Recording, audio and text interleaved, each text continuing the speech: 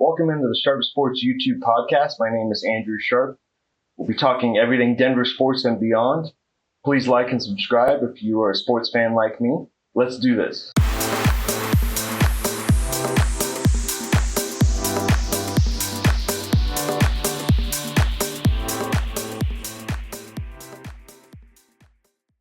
Welcome into the Sharp Sports YouTube podcast. My name is Andrew Sharp.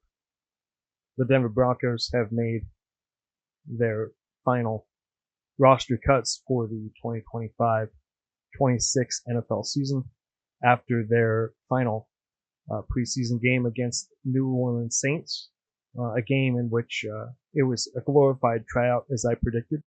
And their the Broncos head coach, that is Sean Payton, today speaking with reporters and media after the Denver Broncos made their final cuts, essentially confirmed what I had been saying, which was this was a bottom half of the roster / practice squad exhibition game. But for the guys who are on the bubble and looking to make this team, some of them played their way on and some did not. And that's not to be all that surprising. The good thing for the Broncos is a lot of their core, I was looking through various players who they kept, a lot of their core is the same guys. Yes, there are some new additions for this team this year. We'll get into that a little bit with some rookies and a notable undrafted free agent who I had kind of forgotten about, to be totally honest.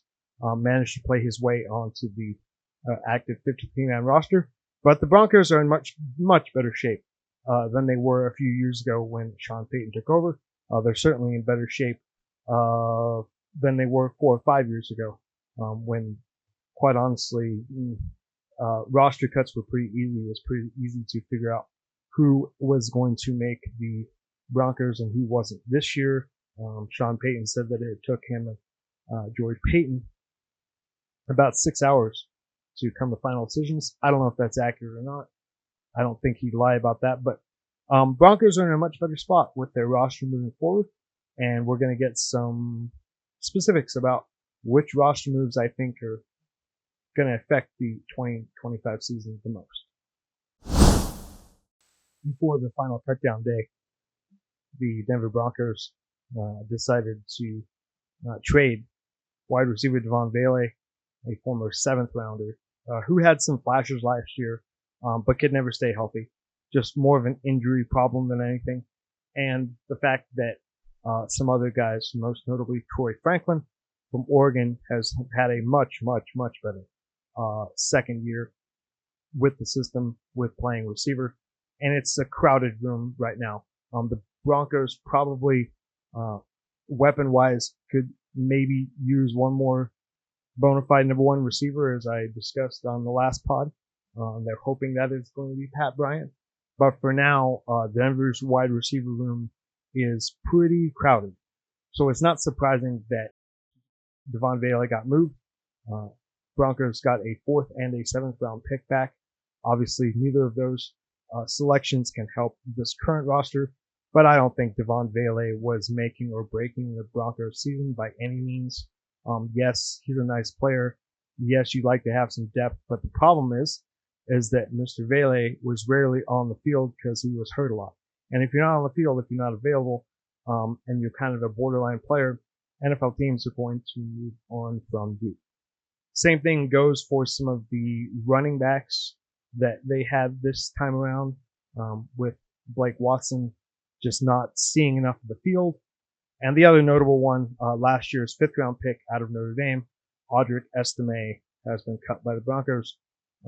Played okay in the final game. I think that was more of Sean Payton probably realizing he wasn't going to make the roster and wanting to put good film on for the next team that selects him. Going back to last year, Audric Estime, I believe, had 3 or 4 fumbles in the first 5 games, and so the trust goes real fast. And yes, he's a 5th round pick, so you don't like to see 5th round picks be released from their team with less than 2 years playing on the team.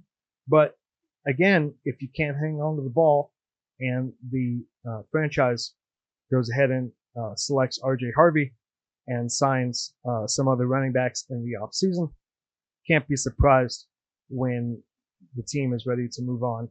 And it's a rough business. You either perform, especially as a pick, anything lower than a fourth round pick, you either perform at the time or you're looking for other teams to play for. Speaking of looking for another team to play for, the Broncos have parted ways with third string quarterback Sam Ehlinger.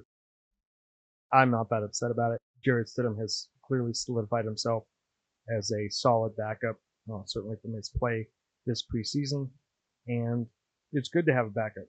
If Bo Nix, say he throws the ball, jams his thumb on an opponent's helmet, something crazy happens, he's out for 2 or 3 games, I believe that Jarrett Stidham can basically keep the train on the tracks, and the Broncos will not be hurting as far as their season-long fortunes if Bo Nix is forced to miss a game or two. Now, of course, if Bo Nix goes down for the season, all bets are off. That's true for pretty much any high-caliber starting quarterback in the league, which I believe Bo is going to be this season.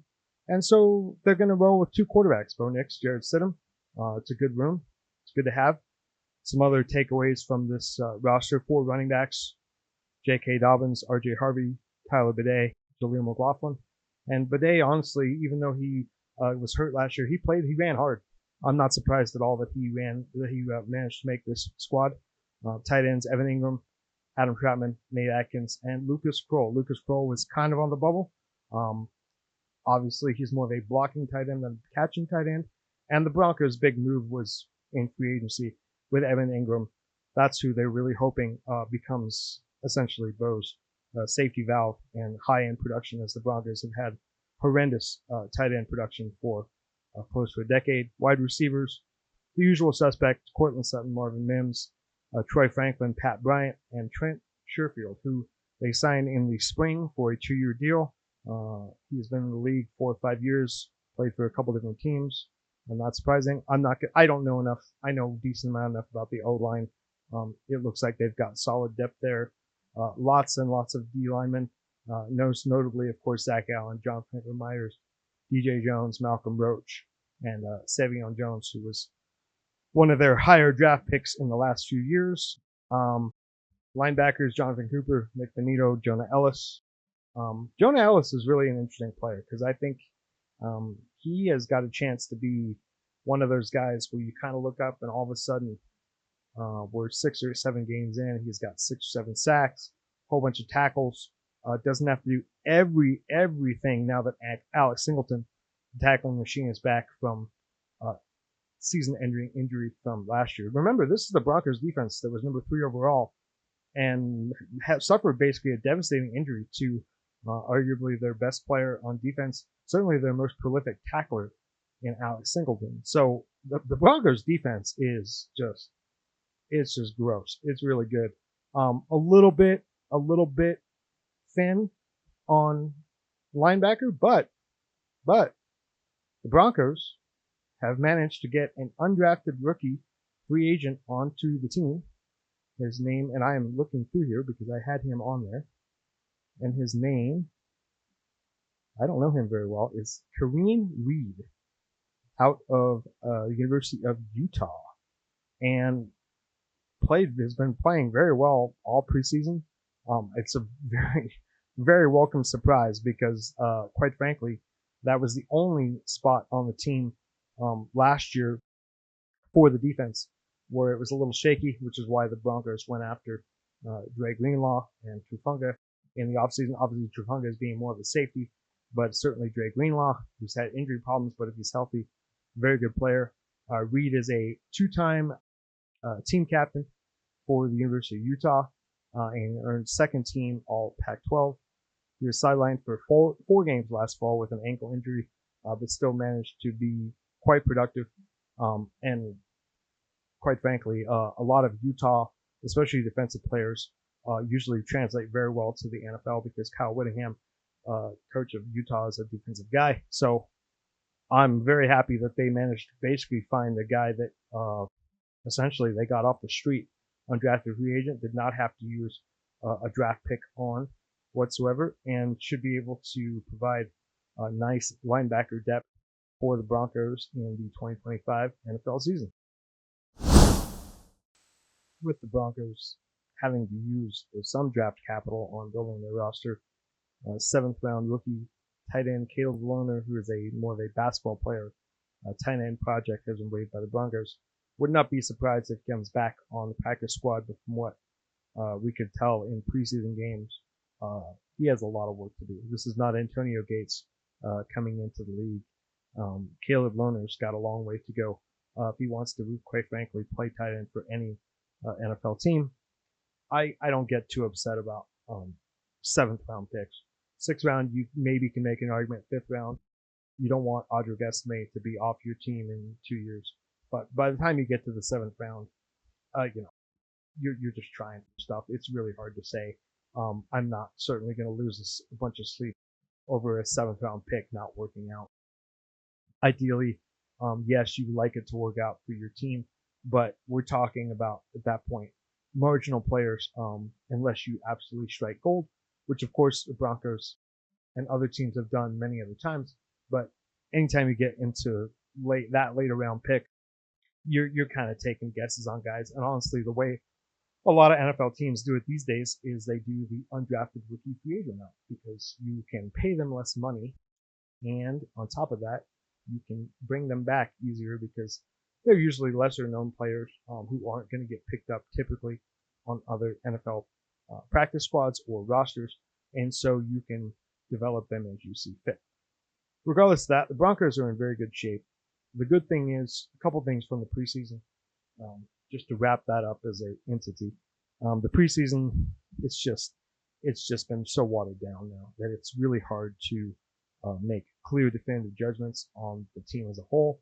However, I will say a couple things. The Broncos lower level players, and by no means am I talking down about them, anyone who makes an NFL roster is a very good, very, very good football player. So the Broncos, though, showing basically that Sean Payton's method system goes from the first guy to the 53rd guy and beyond. Because the Broncos, quite frankly, were pretty consistent and kind of did the same thing no matter who was out there, which is really good to see. Secondly, it's a very long season, especially 17. We're going to 18 games probably next year or the year after. So these seasons are so long. You have lots of time to see who's good and who's not. And quite frankly, the Broncos are entering the NFL season this year very healthy. So, of course, I don't want to jinx them on that. But part of this is basically a glorified audition for lower level spots. The Broncos have played well against the opponents that they've had. The offense will be a bit of a work in progress as they go along. But I would be extremely surprised if the defense is not outstanding. And so the Broncos are heading into the right direction. I'm going to go through and pick every game, including the final division standings for the Broncos later on in a podcast next week. I will also be doing another pod where I pick every NFL team's record, division winners, and possibly a Super Bowl champion. But for now, Broncos are down to the 53-man roster. I think it's a good roster. It's going to be a work in progress. There's going to be some guys moving in and out, I'm sure, in the next couple weeks as they finalize some things. And of course, you don't want anybody to get hurt before the season, but it does happen. And I'll be here to react to it. So anyway, thanks for tuning in. Once again, my name is Andrew Sharp, Sharp Sports YouTube podcast. And we're almost here. We're almost here. The NFL season is officially 9 days away now. So can't wait. Should be fun. And we'll talk to you next time. Thanks for tuning in.